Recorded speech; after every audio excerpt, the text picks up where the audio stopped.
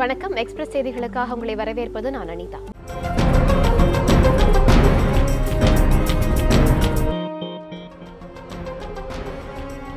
சென்னை திருமங்கலம் நேரு பூங்கா இடையேயான பயணிகளுக்கான சுரங்க வழியிலான மெட்ரோ ரயில் சேவை இன்று துவக்கப்பட்டது. 7.4 கிலோமீட்டர் தொலைவு கொண்ட சுரங்க வழித்தடத்தை தொடக்கி வைக்கும் நிகழ்ச்சி சென்னை திருமங்கலம் மெட்ரோ ரயில் நிலையத்தில் நடைபெற்றது. இந்நிகழ்ச்சியில் தமிழக முதல்வர் எடப்பாடி பழனிசாமி, மத்திய அமைச்சர் வெங்கையா நாயுடு, மத்திய இணையமைச்சர் பொன் ராதாகிருஷ்ணன், தமிழக அமைச்சர்கள் உள்ளிட்ட பலர் பங்கேற்றனர்.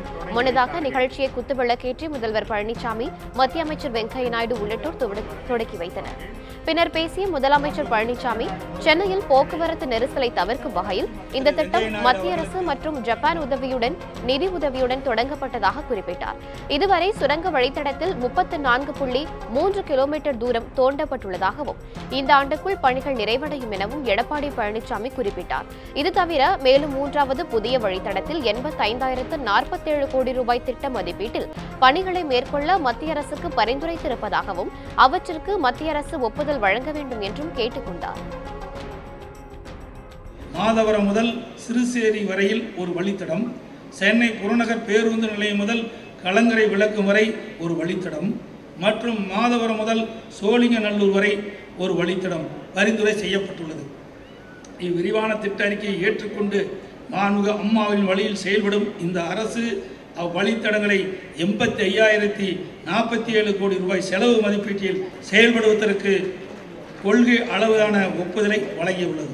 இத்திட்டத்திற்கு மத்திய அரசின் ஒப்புதல் மற்றும் நிதியுதவி மற்றும் ஜப்பான் பன்னாட்டு கூட்டுறவு முகமையின் கடனுதவி பெறவும் மத்திய நகர்ப்புற அமைச்சகத்திற்கு பரிந்துரை செய்து அனுப்பப்பட்டுள்ளது.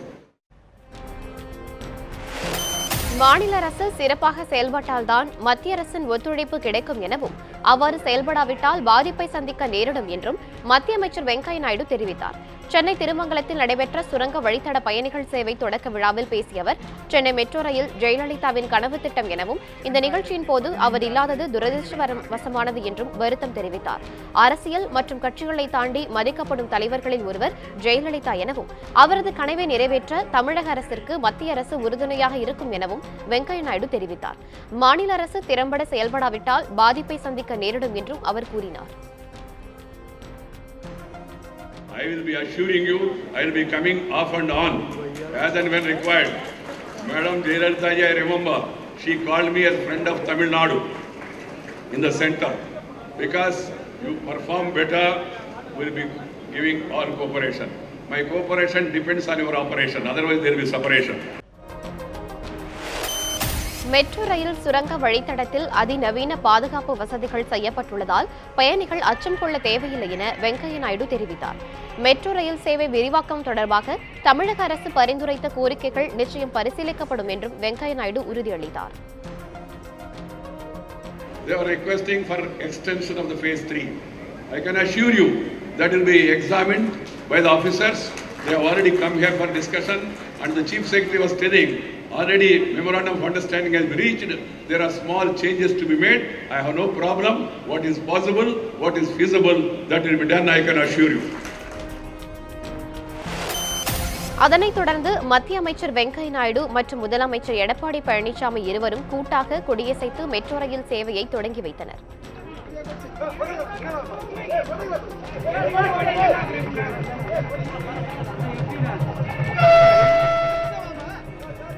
பின்னர் மத்திய அமைச்சர்கள் வெங்கையா நாயுடு, பொன் ராதாகிருஷ்ணன், பாஜக தமிழக தலைவர் தமிழிசை சவுந்தரராஜன், முதலமைச்சர் எடப்பாடி பழனிசாமி, அமைச்சர்கள் செங்கோட்டையன், ஜெயக்குமார், செல்லூர் ராஜு, விஜயபாஸ்கர், MC சம்பத் உள்ளிட்டோர் மெட்ரோ ரயிலில் பயணம் செய்தனர்.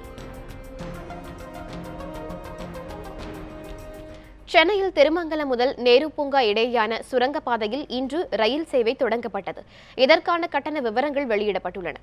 இதில் திருமங்கலம் முதல் அண்ணா நகர் கோபுரம் வரையிலான பயணத்திற்கு 10 ரூபாய் கட்டணமாக நிர்ணயம் செய்யப்பட்டுள்ளது. திருமங்கலம் முதல் அண்ணா நகர் கிழக்கு ரயில் நிலையம் வரையில் 10 ரூபாய் கட்டணமாக நிர்ணயம் செய்யப்பட்டுள்ளது. அதேபோல திருமங்கலம் முதல் ஷெனாய் நகர் வரையிலான 20 ரூபாய் கட்டணமும், திருமங்கலம் முதல் பச்சையப்பன் கல்லூரி ரயில் நிலையம் வரை கட்டணம் 30 ரூபாயாகவும் நிர்ணயம் செய்யப்பட்டுள்ளது. இதேபோல திருமங்கலம் முதல் கீழ்ப்பாக்கம் வரை 30 ரூபாய் கட்டணமும், திருமங்கலம் முதல் நேரு பூங்கா வரை 40 ரூபாய் பயண கட்டணமும் வசூலிக்கப்படுகிறது. இந்த வழித்தடத்தில் அதிகபட்சமாக நேரு பூங்கா முதல் விமான நிலையம் வரை 22 கிலோமீட்டருக்கு பயண கட்டணமாக 60 ரூபாய் நிர்ணயிக்கப்பட்டுள்ளது.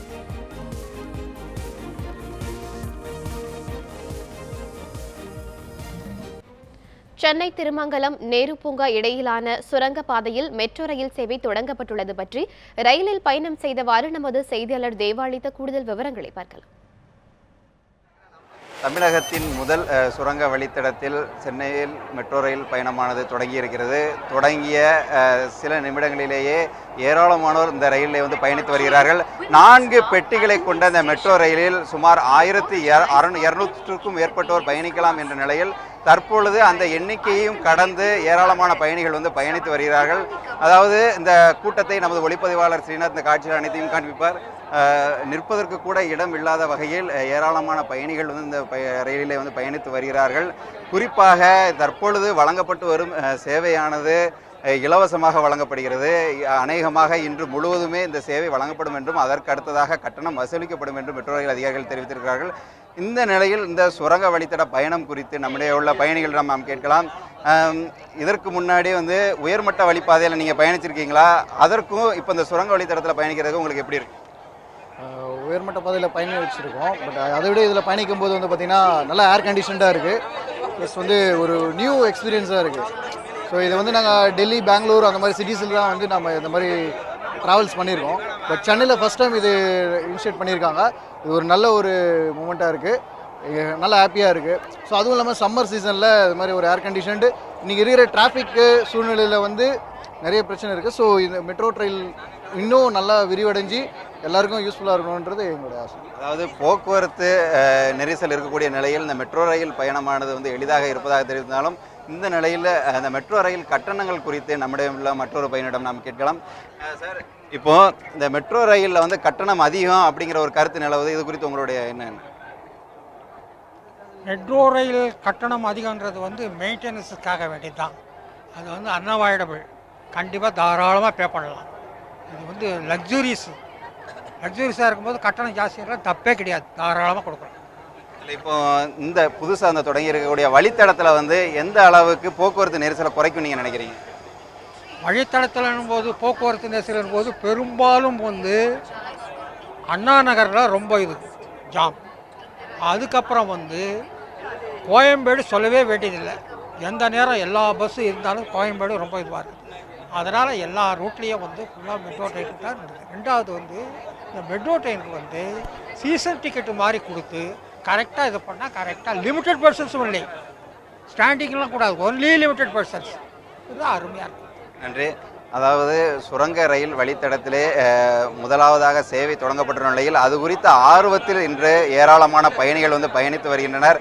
இந்த பயணிகளுடைய எண்ணிக்கை தொடர்ந்து இருக்குமா அல்லது இந்த பகுதி மக்களுக்கு இந்த ரயில் சேவை எந்த அளவுக்கு பயன்படும் என்பதை நாம் பொறுத்திருந்து தான் பார்க்க வேண்டும்.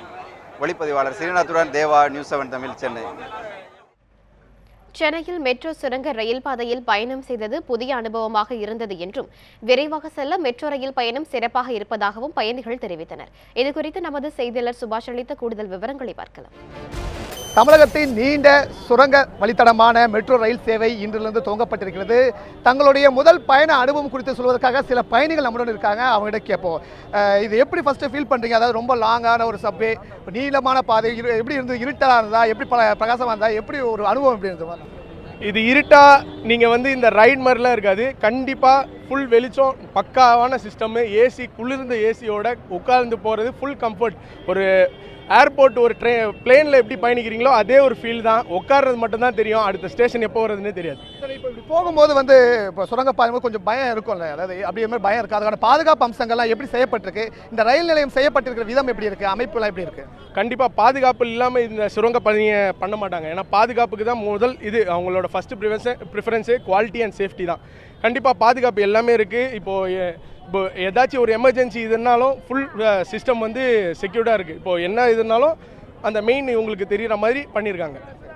இது கட்டணம் டிராஃபிக்கை மிகப்பெரிய அளவில் கண்ட்ரோல் பண்ணும் அப்படின்னு இருந்தால் கூட கட்டணம் மிகப்பெரிய அளவில் இருக்குது. கிட்டத்தட்ட இங்கேருந்து போகிறதுக்கு 60 ரூபாய் விமான நிலையம் வரைக்கும் போகிறதுக்கு கட்டணத்தை இருக்குது. இது மிகப்பெரிய கட்டணமாக பார்க்கப்படுதா? இந்த கட்டணத்தை சாமானிய மக்கள் ஏற்றுக்கொள்ளக்கூடிய இருக்கா?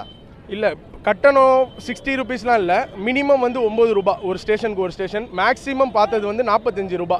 ஸோ 45 ரூபாய் இப்போ நீங்கள் பஸ்ஸில் வந்து இங்கேருந்து கோயம்பேடு போனோன்னா மினிமம் ஒரு 25 ரூபீஸ் ஆச்சு ஆகுது. உங்களுக்கு கம்ஃபர்ட்டோட போனோம் அப்படின்னா, இந்த வெயிலில் கம்ஃபர்ட்டோட போனால் இந்த 45 ரூபீஸ் கொடுக்குறது பிரச்சனை இல்லை.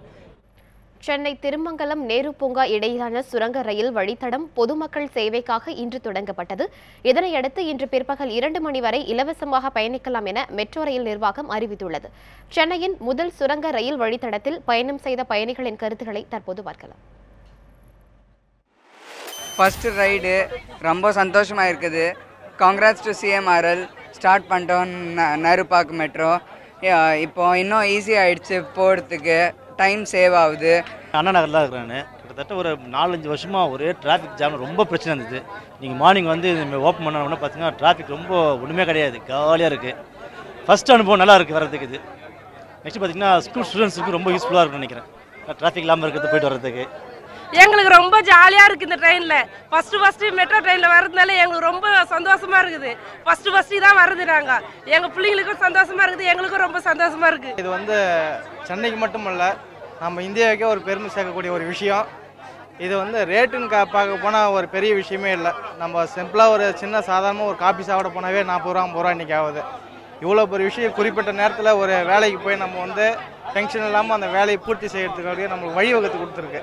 ஆனால் ரேட்டுன்றது பெரிய விஷயம் இல்லை இன்றைக்கி சூழ்நிலைக்கு. இது ரெகுலராக யூஸ் பண்ணுறது காமன் மேன் ஃப்ரெண்ட்லி இல்லை. ரொம்ப சிங்கிள் ட்ரிப்னா ரொம்ப காஸ்ட்லியாக இருக்குது. ஆனால் இப்போது காலேஜ் ஸ்டூடெண்ட்ஸ்க்கு பாஸ்லாம் கொடுத்த மாதிரி கேள்விப்பட்டோம். ஸோ அது ஒரு பெரிய இனிஷியேட்டிவ், ஒரு ப்ளஸ் தான். அப்புறம் ஸ்மார்ட் கார்டு யூஸ் பண்ணுறதுல சம் 10% ஆஃப்ன்றாங்க. That is not going to make a big difference. ஆனால் இப்போது இதே ஒரு சிங்கிள் டிக்கெட்டுக்கு காஸ்ட் கம்மி பண்ணால் அது காமன் மேனுக்கு யூஸாக இருக்கும். ரொம்ப யூஸ்ஃபுல்லாக இருக்கும். பிகாஸ் நமக்கு வந்து இப்போது டிராஃபிக் ஜாம்கள் குறையும், மக்களுக்கு வந்து பெட்டர் கண்டிஷன் ஆஃப் ட்ராவல். இப்போ பல்லவன் பஸ்ஸில் போகிறாங்க, ரெகுலராக போகிறாங்கன்னா அவங்களுக்கெல்லாம் எவ்வளோ கஷ்டமாக இருக்குது. பிகாஸ் ஆஃப் பொல்யூஷன், ஸ்டாப் நின்று போகிறது, டிராஃபிக் ஜாம்ஸ்னால. அதெல்லாம் இல்லாமல் நல்லா போகலாம். பாஜகவின் கைப்பாவையாக அதிமுக செயல்படுவதாக கூறி வரும் திமுக தரம் தாழ்ந்த அரசியலில் ஈடுபட்டு வருவதாக மத்திய அமைச்சர் வெங்கையா நாயுடு குற்றம் சாட்டியுள்ளார். சென்னையில் உள்ள தமிழக பாஜக அலுவலகத்தில் வெங்கையா நாயுடு தலைமையில் அக்கட்சி நிர்வாகிகள் ஆலோசனைக் கூட்டம் நடைபெற்றது. மாநில தலைவர் தமிழிசை சவுந்தரராஜன், மத்திய இணையமைச்சர் பொன் ராதாகிருஷ்ணன் உள்ளிட்ட முக்கிய தலைவர்கள் ஆலோசனையில் பங்கேற்றனர். பின்னர் செய்தியாளர்களிடம் பேசிய வெங்கையா நாயுடு அதிமுக உட்கட்சி விவகாரங்களில் பாஜக தலையிடுவது இல்லை என்று தெரிவித்தார். தமிழக விவசாயிகளின் பிரச்சனைகளை தீர்க்க வேண்டிய பொறுப்பு மாநில அரசுக்குத்தான் உள்ளது என்பதை தெளிவுபடுத்திய அமைச்சர் வெங்கையா இப்பிரச்சனையில் மத்திய அரசை குற்றம் சாட்டுவது ஏற்புடையது அல்ல என்று குறிப்பிட்டார். மீனவர் பிரச்சினைக்காக தற்போது குரல் கொடுக்கும் காங்கிரசும் திமுகவும் மத்தியில் ஆட்சியில் இருந்தபோது என்ன செய்தன என்றும் வெங்கையா நாயுடு கேள்வி எழுப்பினார். அதிமுகவின் இரு அணிகளிடையே மோதல் முற்றி வருவதாக தாம் நினைக்கவில்லை என முன்னாள் முதலமைச்சர் ஓ பன்னீர்செல்வம் தெரிவித்தார். சென்னை தேனாம்பேட்டையில் செய்தியாளர்களிடம் பேசிய போது இதனை தெரிவித்த அவர், இருதரப்புக்கு இடையிலான பேச்சுவார்த்தைக்கு முட்டுக்கட்டை போடுபவர்களிடம்தான் அதற்கான காரணத்தை கேட்டறிய வேண்டும் என செய்தியாளர்கள் கேள்விக்கு பதிலளித்தார். மேலும் அதிமுக எப்போது ஒரே அணியாக வலுவானதாக இருக்க வேண்டும் என்பதே தங்கள் அணியினரின் நோக்கம் என்றும் OPS அப்போது குறிப்பிட்டார். ஏற்கனவே 2 அணிகளும் இணைந்து பேசுவதற்கான ஒரு சூழல் ஏற்பட்டது. ஆனால் இப்போது மீண்டும் 2 அணிகளுக்குமான மோதல் ஒன்று முற்றி வருகிறது. இது பற்றி உங்களுடைய கருத்து? முற்றி வருகிறது என்பதை நீங்கள் சொல்லித்தான் நான் கேள்விப்பட்டிருக்கிறேன். தொடர்ந்து நாங்கள் அனைத்திந்திய அண்ணா திராவிட முன்னேற்ற கழகம், புரட்சித் தலைவர் எம்ஜிஆர், புரட்சித் தலைவர் மாண்புமிகு அம்மா அவர்கள் காலத்தில் இருந்ததை போன்று வலுவாக இருக்க வேண்டும் என்பதுதான் எங்களுடைய எண்ணம், குறிக்கோள். அதற்காகத்தான் நாங்கள் போராடி கொண்டிருக்கிறோம்.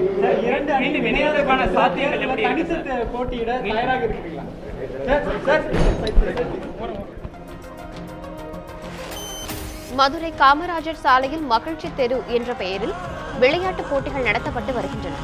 பண்டைய காலங்களில் சாலைகளில் மக்கள் மகிழ்ச்சியுடன் விளையாடியதை நினைவு கூறும் வகையில் இன்று ஒரு நாள் முழுவதும் காமராஜர் சாலையில் பல்வேறு விளையாட்டுப் போட்டிகள் நடத்தப்படுகின்றன. இதில் சிறுவர்கள், பெரியவர்கள் என வயது வித்தியாசமின்றி அனைவரும் உற்சாகத்துடன் பங்கேற்று ஆடிப்பாடி மகிழ்ந்தனர்.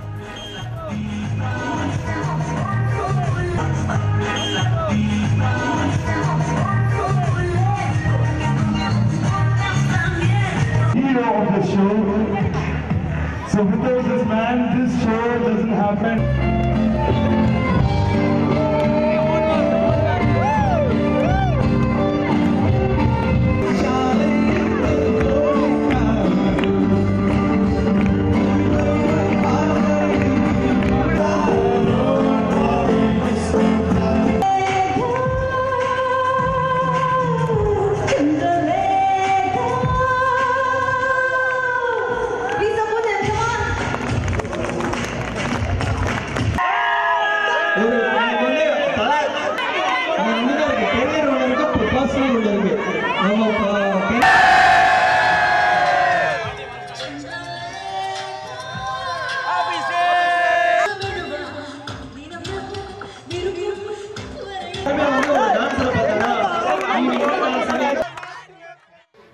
பார்த்தீங்கன்னா ரோட்டில் வந்து ப்ராக்டிஸ் பண்ணுறதுக்கு சான்ஸே கிடைக்க மாட்டேங்குது. இந்த ஹாப்பி ஸ்ட்ரீட் மூலமாக எங்களுக்கு கிடைக்கிறது வந்து அது ஒரு தனி ஒரு சந்தோஷமாக இருக்குது. ப்ளஸ் இத்தனை பேர் வந்து நாங்கள் பண்ணுறதை பார்க்குறாங்கன்னு நினைக்கும் போது அதுவும் ரொம்ப சந்தோஷமாக இருக்குது. ஸோ ஹாப்பி ஸ்ட்ரீட் வந்து ரொம்ப ஹாப்பினஸ் தான் அதிகமாக தருது. ஸ்கேட்டிங் பண்ணுறாங்க, இங்கிட்டு பேட்மிண்டன் விளாட்றாங்க, ஷட்டில் காக் விளாட்றாங்க. எங்கள் மட்டும் தான் பாரம்பரிய கலை. நாங்கள் வந்து ஒரு பெரிய இடத்துல பண்ணுறதுனால மிக்க சந்தோஷமாக செய்கிறோம். எல்லாருமே ஒரு தனித்தனி நாங்கள் மட்டும் தான் பாரம்பரிய கலையை செய்கிறோம். அதனால் எங்களுக்கு சந்தோஷமாக இருக்குது. வாலிபர்களும் சிறு குழந்தைகளும் பெரியவங்களும் ரொம்ப மனமகிழ்ச்சியோட இந்த நிகழ்ச்சியை பார்க்கும்போது பெரிய எனக்கு வியப்பாக இருக்குது, ரொம்ப ஆனந்தமாக இருக்குது. நானும் என்னால் முடிஞ்சதை ஆடிட்டே கேட்டேன். நிறைய மாஸ்டர்ஸ் என்னென்ன மாதிரிலாம் மதுரையில் விஷயங்கள் இருக்குன்னு தெரிஞ்சுக்கிட்டோம். எல்லாத்துலேயுமே என் பிள்ளைங்க பார்ட்டிசிபேட் பண்ணாங்க. நல்ல என்கரேஜிங்காக இருந்தது. அவங்களுக்கு தெரியாத விஷயம் கூட தெரியுங்கிற கான்ஃபிடென்ட் கிடச்சிருக்கு. ஸோ இன்னும் நல்ல செல்ஃப் டெவலப்மெண்ட்டுக்கு இந்த ஹாப்பி ஸ்ட்ரீட் நிறைய ஹெல்ப் பண்ணியிருக்கு. இன்னைக்கு பொழுது எனக்கு இந்த வருஷம் பூரா மறக்க முடியாது. அடுத்து எப்போ திருப்பி இந்த நாள் வரும்னு ரொம்ப வெயிட் பண்ணிக்கிட்டு இருக்கோம். மக்களுக்கு வந்து ஒரு நல்ல பல்வேறு விழிப்புணர்வுகள் கொடுக்கறதுக்காக ஹாப்பி ஸ்ட்ரீட் இன்று செகண்ட் ஈவெண்ட் மதுரை கார்பரேஷன் நடக்கிறது. காமராஜ் சாலையில் நடத்திட்டே இருக்கிறோம். இதில் வந்து பல்வேறு ஆக்டிவிட்டீஸ் வந்து வச்சுக்கிறோம். மக்கள் மகிழ்ச்சியோடு பார்ட்டிசிபேட் பண்ணுறார். அவருடைய இன்னர் ஃபீலிங்ஸ் எல்லாம் they're actively participating in sports events, நம்மளுடைய யோகா, அதே போல் நம்மளுடைய பாரம்பரிய ஈவெண்ட்ஸ் எல்லாம் பார்ட்டிசிபேட் பண்ணுறாரு. இதோட நம்ம பிளட் டொனேஷன், அதே போல் அவேர்னஸ் ஆன் டெங்கி ரிமூவல், எப்படி சோர்ஸ் கொசு உருவாக்குறது உள்ளிட்ட பல்வேறு ஆக்டிவிட்டீஸ் மாநகராட்சி மற்றும் பொது சுகாதாரத்துறை மூலியமாக வச்சிருக்கிறோம். மக்கள் வந்து நல்ல மகிழ்ச்சியோடு பார்ட்டிசிபேட் பண்ணுறாரு. கூடலூரில் முதுமலை வனப்பகுதியில் நீண்ட நாட்களுக்கு பிறகு யானை சவாரி தொடங்கியுள்ளதால் சுற்றுலா பயணிகள் மகிழ்ச்சி அடைந்துள்ளனர். முதுமலை வனப்பகுதியில் வறட்சி காரணமாகவும் யானைகள் நோய் தாக்கி இறந்த காரணத்தினாலும் அங்கு யானை சவாரி நிறுத்தப்பட்டது. இந்நிலையில் கேரள வனப்பகுதியில் தற்பொழுது நல்ல மழை பெய்து வருகிறது. இதனால் முதுமலையில் மீண்டும் பசுமை திரும்பியுள்ளது. இதனையடுத்து முதுமலையில் இன்று முதல் மீண்டும் யானை சவாரி தொடங்கப்பட்டுள்ளது. இதனால் சுற்றுலா பயணிகள் மகிழ்ச்சி அடைந்துள்ளனர். வந்தப்போ யானை சவாரி இல்லை, இன்னைக்கு ஸ்டார்ட் பண்ணியிருக்காங்க. ரொம்ப மகிழ்ச்சியாக இருக்குது. பார்த்துட்டு ரைடு போயிட்டு வரலாம். 121வது மலர் கண்காட்சியை முன்னிட்டு உதகை தாவரவியல் பூங்காவில் உள்ள அலங்கார மேடைகளில் 15,000 மலர் தொட்டிகளை அடுக்கும் பணி இன்று தொடங்கியது. உதகையில் தற்போது கோடை சீசன் நடைபெற்று வருகிறது. இதனால் தினம்தோறும் ஆயிரக்கணக்கான சுற்றுலா பயணிகள் வந்த வண்ணமாக உள்ளனர். அவர்களை கண்டு ரசிக்க தோட்டக்கலைத்துறை மற்றும் மாவட்ட நிர்வாகம் சார்பாக காய்கறி மற்றும் ரோஜா கண்காட்சி நடத்தப்பட்டது. இதனை சுமார் 1 லட்சத்திற்கும் மேற்பட்ட சுற்றுலா பயணிகள் கண்டு ரசித்து வருகின்றனர். கோடை சீசனில் முக்கிய நிகழ்ச்சியான 121வது மலர் கண்காட்சி வரும் 19ஆம் தேதி தொடங்கி 3 நாட்கள் நடைபெறவுள்ளது.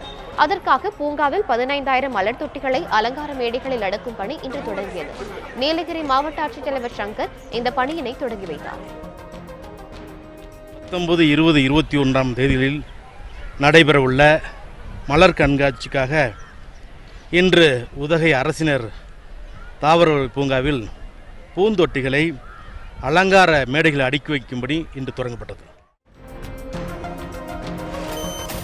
சசிகலாவின் பேச்சை கேட்டு அரசை நடத்தினால் ஆட்சி நீடித்து நிலைக்காது என்றும் அரசு தாமாகவே கவிழும் எனவும் ஓபிஎஸ் அணியைச் சேர்ந்த முன்னாள் அமைச்சர் பாண்டியராஜன் தெரிவித்துள்ளார். மாதவரத்தில் ஓபிஎஸ் அணி சார்பில் தண்ணீர் பந்தல் திறக்கப்பட்டு பொதுமக்களுக்கு இளநீர், மோர் மற்றும் தர்பூசணி ஆகியவை வழங்கப்பட்டது. அப்போது செய்தியாளர்களிடம் பேசிய பாண்டியராஜன் ஆட்சி கவிழ்வதை முதல்வர் எடப்பாடி பழனிசாமி தடுத்து நிறுத்த வேண்டும் என்று வேண்டுகோள் விடுத்தார்.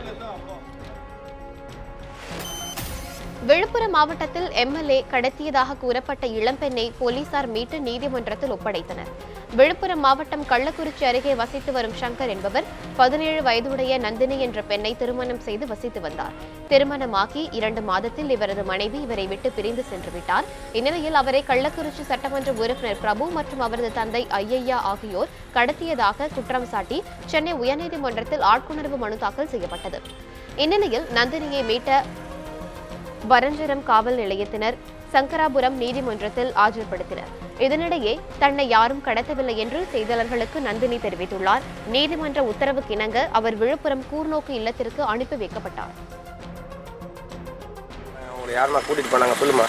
விருப்பப்படி தான் போனேன், என்ன யாரும் கூட்டிட்டு போனேன். உன்னை கடத்திட்டேன்னு சொல்லி தான் புகார் கொடுத்துருந்தாங்க. உன்னை வந்து உங்கள் வீட்டுக்காரர் தான் கடத்திட்டு போனதா சொல்லி சொல்கிறாங்க. அது உண்மையா? யாரும் கடத்துறாங்க. உன்னை யாரும் கூட்டிட்டு போலியா? நீயே தான் போனியா? இத்துடன் எக்ஸ்பிரஸ் செய்திகள் நிறைவுற்றன. தொடர்ந்து இணைந்திருங்கள் நியூஸ் 7 தமிழோடு.